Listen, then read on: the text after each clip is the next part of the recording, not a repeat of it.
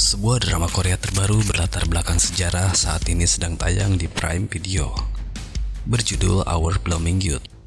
Dalam episode pertamanya ini, diceritakan tentang seorang pangeran yang sedang berburu. Namun saat akan memanah seekor rusa, dia teringat akan sebuah tulisan kutukan yang mengatakan tangannya tak akan berguna. Dan tiba-tiba saja dari arah belakang, ada anak panah yang datang dan langsung menancap di punggung si pangeran. Tapi sepertinya itu hanyalah mimpi, karena setelah si pangeran terbangun dari tidurnya, dia lantas mengecek kondisi tangannya, dan memang kondisi tangan pangeran sangat lemah. Di istana sendiri beredar rumor yang mengatakan pangeran mengalami kelumpuhan pada tangannya. Dan itu bisa saja membuat pangeran gagal untuk menduduki tahta sebagai raja. Saat para menteri berkumpul menghadap raja, mereka mengutarakan agar sang raja segera mengakhiri rumor yang saat ini beredar, bahwa pangeran mengalami lumpuh pada tangan. Hingga akhirnya sang raja meminta masukan kepada Perdana Menteri, dan Perdana Menteri mengusulkan agar dilaksanakan upacara perburuan untuk pangeran, agar semuanya bisa membuktikan apakah sang pangeran benar lumpuh atau itu hanya sebatas rumor. Dalam episode pertamanya ini, semua alur cerita Our Blooming Youth masih belum jelas bakal dibawa kemana arahnya. Hanya saja dari awal beberapa petunjuk mulai diperlihatkan. Dari yang pertama kali terlihat adalah tulisan kutukan kepada sang pangeran. Lalu Master Min, teman dekat dari penasihat kiri kerajaan yang akan menikahkan anaknya dalam 1 hari ke depan, tiba-tiba mati terbunuh karena racun, dan semua orang menuduh kalau anaknya yang melakukan pembunuhan tersebut.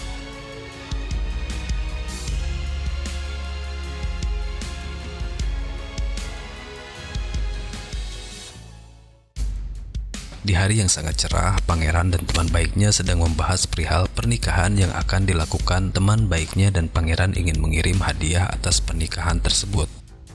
Namun tiba-tiba saja petugas istana datang membawa kabar bahwa keluarga Master Min telah tewas dibunuh.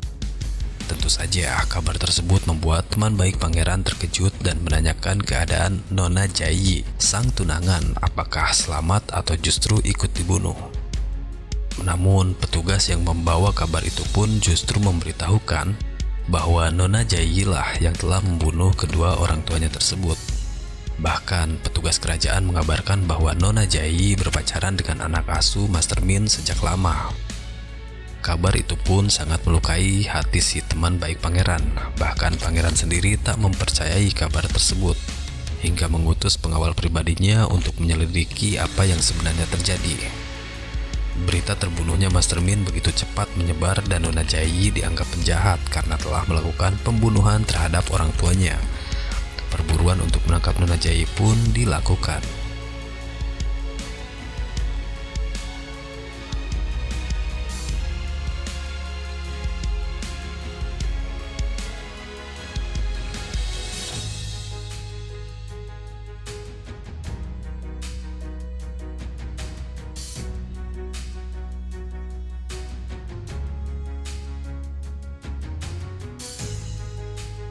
Namun ada hal yang tak terduga. Pada saat Nona Jae yang sedang berlari di hutan untuk menghindari pengejaran, Nona Jae tak mengakui kalau dia adalah pembunuh dari ayah dan ibunya. Lalu siapakah pembunuh Master Min kalau ternyata anaknya sendiri yang telah dianggap penjahat tak mengakui bahwa dia membunuh orang tuanya? Ini masih menjadi misteri yang harus diungkap dalam episode berikutnya.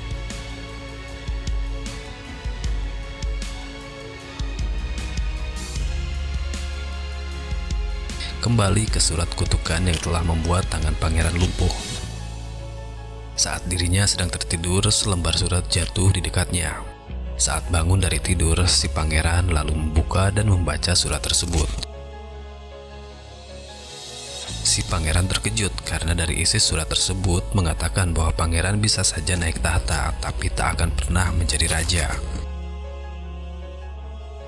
Tentu saja hal ini membuat pangeran murka. Dia lalu bertanya kepada para pembantunya, siapa yang telah berani masuk ke kamarnya saat ia sedang tidur. Tetapi semua orang tak mengakuinya. Ternyata ini adalah cerita di mana sang pangeran yang baru saja naik tahta menjadi putra mahkota menempati kamar istana timur yang memang dikhususkan untuk putra mahkota penerus kerajaan.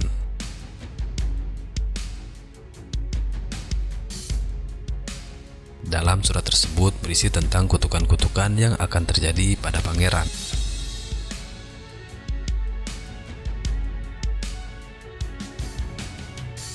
Di tempat lain, paman dari Ibu Ratu sedang bercengkrama dengan pangeran muda Meo An. Namun obrolan menjadi serius setelah pangeran muda meninggalkan Ibu Ratu dan pamannya untuk pergi ke kamarnya sendiri.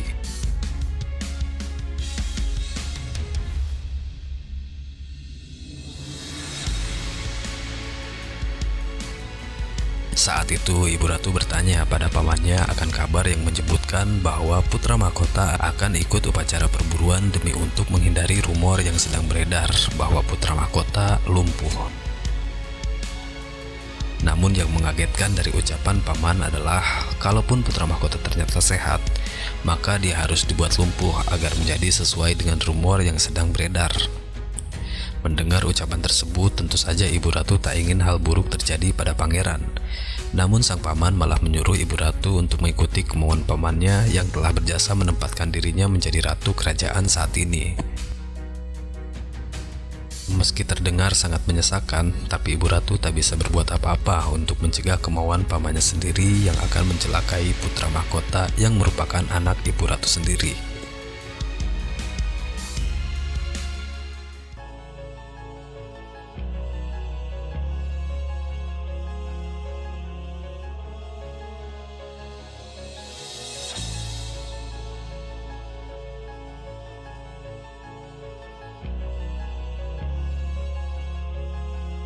Nona Jai, anak dari Master Min yang dibunuh, berhasil menyelamatkan diri dari pengejaran. Dia pun bertekad untuk menemui raja agar misteri kematian ayahnya bisa dipecahkan. Karena Min Jai sendiri tak tahu apa yang sebenarnya terjadi hingga orang tuanya dibunuh dengan racun. Sementara saat ayahnya sedang sekarat, justru ayahnya meminta Min Jai untuk menjaga Yang Mulia Raja. Maka dari itu, Min Jai berpikir bahwa pasti ada hubungan antara kematian ayahnya dan Yang Mulia Raja.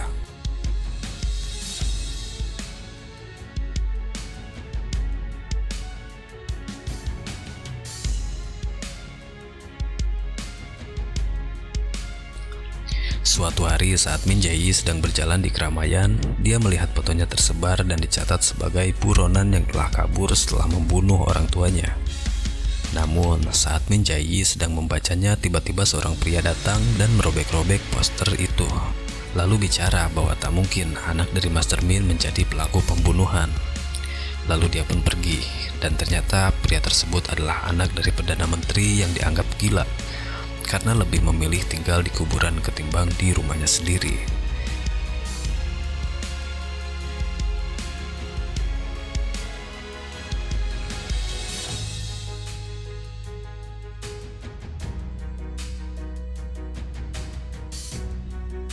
Upacara perburuan pun dimulai. Penasehat Kiri yang ikut menyaksikan upacara itu saat di perjalanan ke tempat perburuan kembali teringat akan obrolan dengan Yang Mulia Raja bahwa kenapa Raja bisa menyetujui untuk dilakukannya upacara perburuan yang melibatkan pangeran.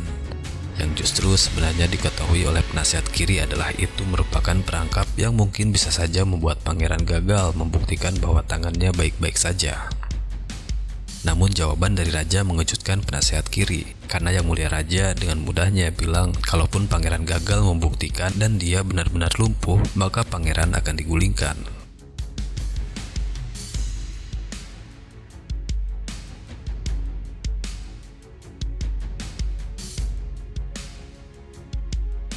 Sementara Min Jai yang berhasil masuk berpura-pura menjadi pasukan pengawal khusus terus mengikuti larinya sang pangeran saat acara perburuan sudah dimulai.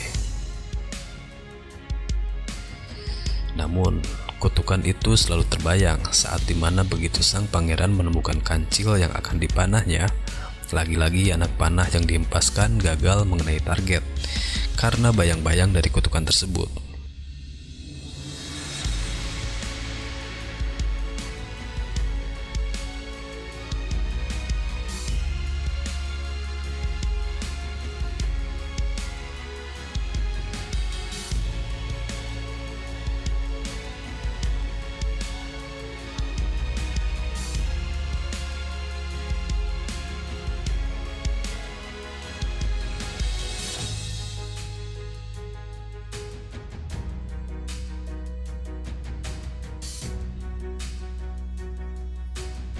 Menjai yang mengintip pangeran pun terkejut saat tiba-tiba saja teman baik dari pangeran, yakni Tuan Han, datang secara tiba-tiba dan mencoba untuk membunuh pangeran dengan mengarahkan panah ke pangeran.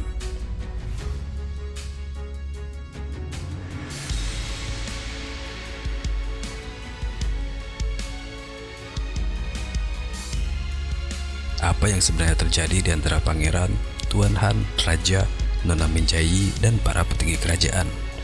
Mari kita lanjutkan di episode keduanya. Dan biar kamu gak ketinggalan, pastikan kamu sudah subscribe dan aktifin lonceng notifikasinya ya. See you!